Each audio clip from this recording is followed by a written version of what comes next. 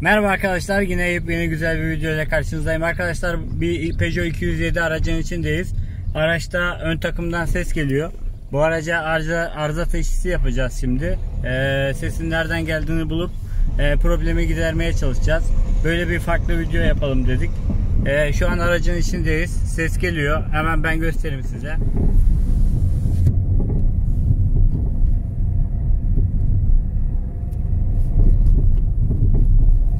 Evet, ses geliyordur sanırım. Şöyle bir lokurtu var.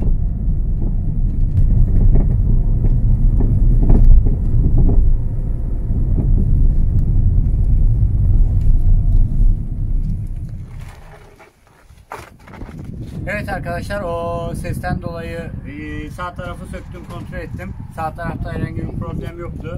Şimdi sol tarafı kontrol ettim. Sol taraftaki rotilleri kontrol ettiğimde şu an direksiyon rotiline bakıyorum. Herhangi bir boşluk yok. Viraj demiri rotillerine bakıyorum. Bunlarda da herhangi bir boşluk yok. Gayet sağlam. Geriye alt rotil kaldı ve kardandan gelebilir bu ses. Ya da direksiyon kollarından gelebilir. Burada da bir boşluk yok. Yine aks milinde de öyle bir boşluk yok. Şimdi alt rotili kontrol ediyoruz arkadaşlar. Evet, göründüğü gibi alt rotilde boşluk var. Bu bozmuş. Alt salıncağın rotili. Alt salıncağın rotilinde bayağı bir bariz boşluk var. Bu boşluktan dolayı bu sesi yapıyor. Şimdi bunu değiştireceğiz arkadaşlar. Ben alt rotili aldım.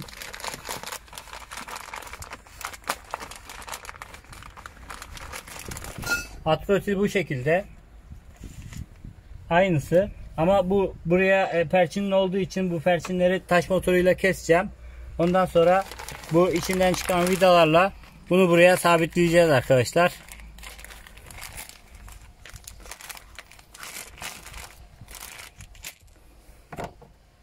Hemen vakit kaybetmeden işleme geçelim arkadaşlar. İlk önce şu 17'lik somunu, civatayı sökeyim. Ondan sonra bir bakayım çıkıyor mu rahatlıkla rotil yerinden. Çıkardıktan sonra bu perçinleri kesebilirim.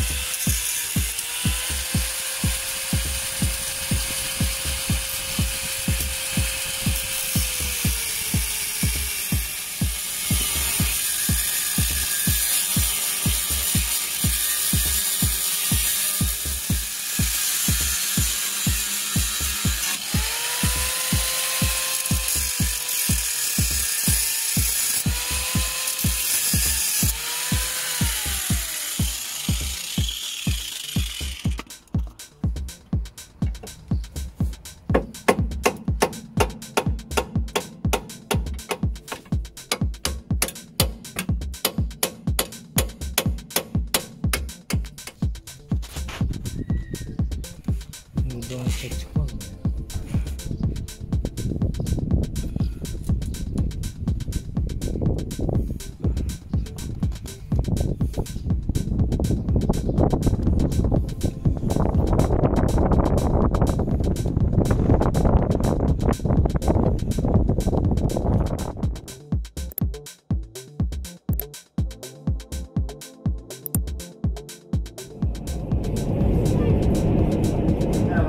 Kanalıma hoş geldiniz. Arkadaşlar, kanalımın amacı insanların günlük hayatlarında karşılarına çıkan zorlukları, problemleri kendi başlarına aşabilmelerini sağlamak, özgüvenlerini arttırmak.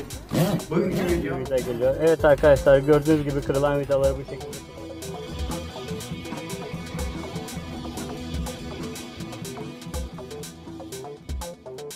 Uzun süredir kendi saçımı kendim kestiğim için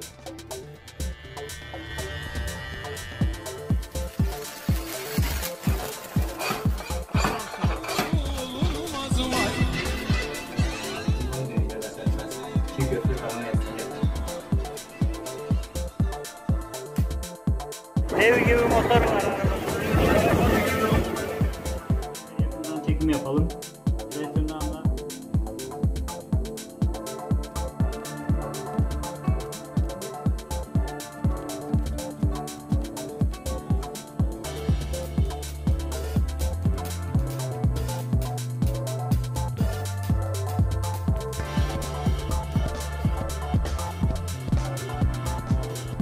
Kanalımın adı Beceri TV. Beceri TV kanalımı ziyaret edip yüzlerce faydalı videolar